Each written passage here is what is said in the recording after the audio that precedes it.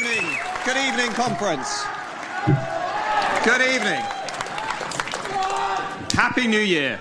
Yes, it's right-wing grifter Professor Matt Goodwin, speaking at reform rallies and pumping out sewage on his Substack account, like this. No. It is not far right to care about the mass rape of young white children. What Keir Starmer's reaction reveals about the progressive left mindset. The headline is in reference to Starmer's speech about grooming gangs. And let me start with this. Child sexual exploitation is utterly sickening. Utterly sickening. I brought the first major prosecution of an Asian grooming gang.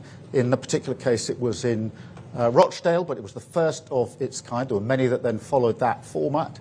And when I left office, we had the highest number of child sexual abuse cases being prosecuted on record. I also called for mandatory reporting of child sexual abuse. I'd called for that a decade ago.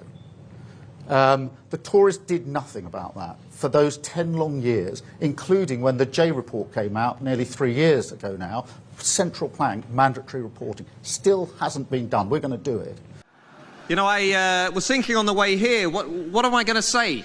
He loves it, doesn't he? Stirring up the shit, being the centre of attention. So no wonder he deliberately mishears stuff so that he can write whole articles based on it. Let me say something that will not strike the vast majority of normal people in this country as controversial, but which Labour Prime Minister Keir Starmer and many radical progressives like him struggle to accept.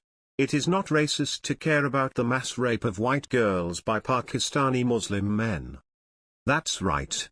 During Starmer's speech that bit of crap alludes to, what Starmer did was actually call out people like Matt, using horrific circumstances to benefit themselves. Because those that are spreading lies and misinformation as far and as wide as possible, they're not interested in victims.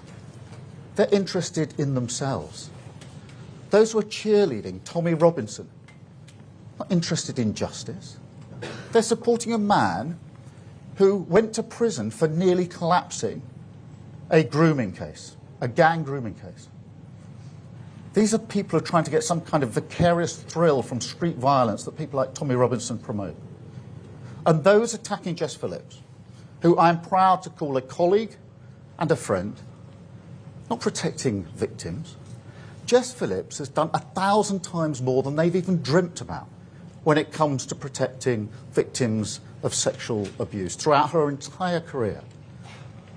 And so just as I took on the criminal justice system and the institutions when I was chief prosecutor, I'm prepared to call out this for what it is. We've seen this playbook many times, whipping up of intimidation and threats of violence, hoping that the media will amplify it. Now, Jess Phillips does not need me or anybody else to speak on her behalf. But when the poison of the far right leads to serious threats to Jess Phillips and others, then in my book, a line has been crossed. Click here for Super Ghouls, Mog and Braverman cashing in too.